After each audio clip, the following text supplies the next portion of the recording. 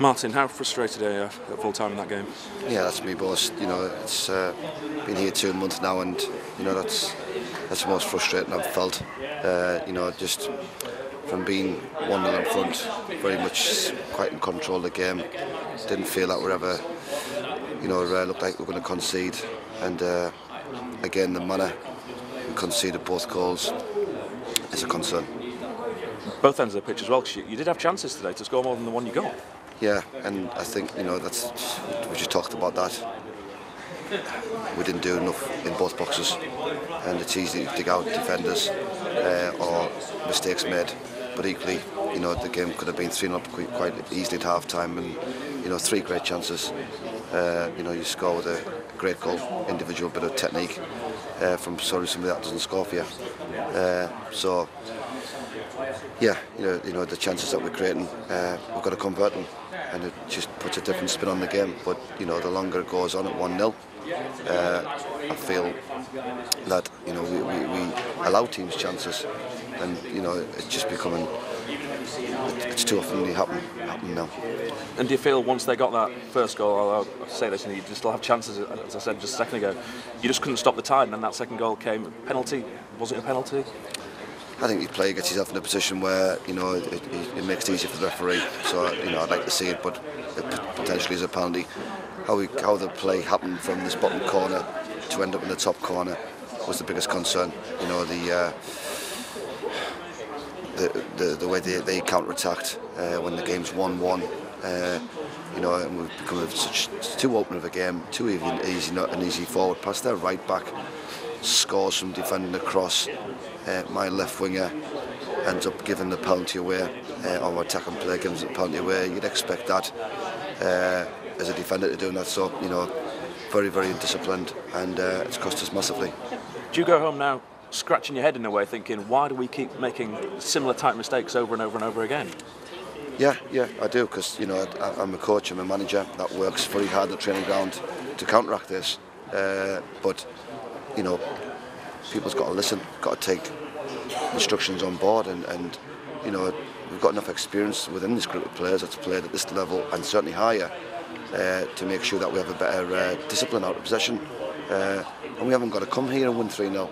You know, we've got to come here and win 1-0 and not becoming too much of an open game through doing disciplined performances. I'm still trying to work out how do you rectify that? Because we said at half time, even at the first half, we thought at times it would have been a little bit too open for your liking. It was, and it became, you know, a game of tennis. I thought there was very much too much back to front.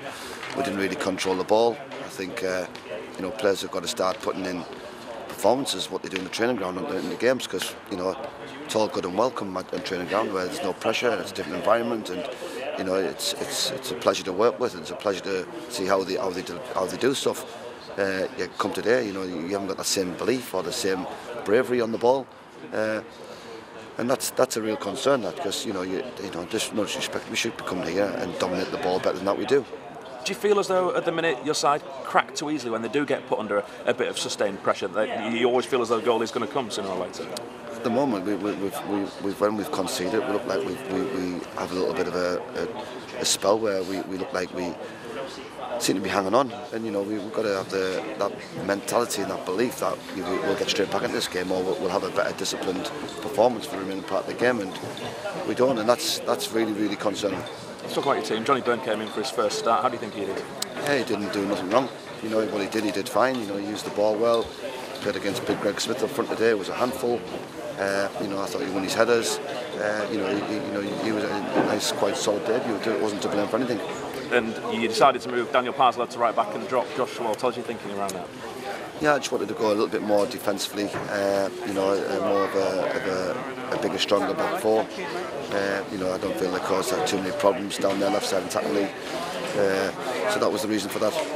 And before the game, I don't know if Alex Whittle, we were told first of all, was on the bench, and then it was Sam Muggleton was on the bench. I don't know if that was a mistake, or did Alex Whittle pick something up in the pre-match? No, he was never on the bench before the game.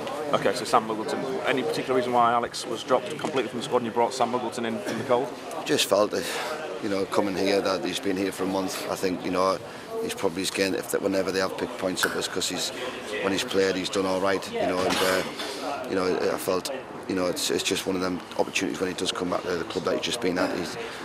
He's got certain aspects of his game, i.e. the long throw, and the way the game went, you know, we ended up having to use it quite a lot just to try and get a point out of the game.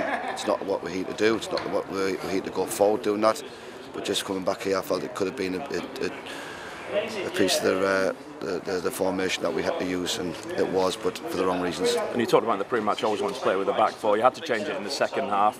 Was that sort of like the last resort, I suppose? It was. You know, there's nothing to gain. You know, we 2-1 down. We went very much as a 3, tried to push players high and wide. Still, you know, Aidan Connolly has a chance. You know, there's one fist across the face of the goal. You know, I think if you looked at the chances, you know, we had some great chances today, and you know, the game should have been put to bed by half-time. And the players are now 21 points, I think, behind Salford. There's a massive gap, isn't it? Not even halfway through the season. Yeah. Are they hurting in the dressing room as much as some of the fans are hurting? So we keep being told that some of the players don't care. They do care, and they're hurting. There's no question about that. You know, they've got pride, they're professional people, and you know, they've got to respond. You know, we can't have any more performances like this. We can't. You know, this is the second time I've seen this happen within 8 games, and this can't continue. You know, it's got to change. It's got to change now. Thank you. Thank you.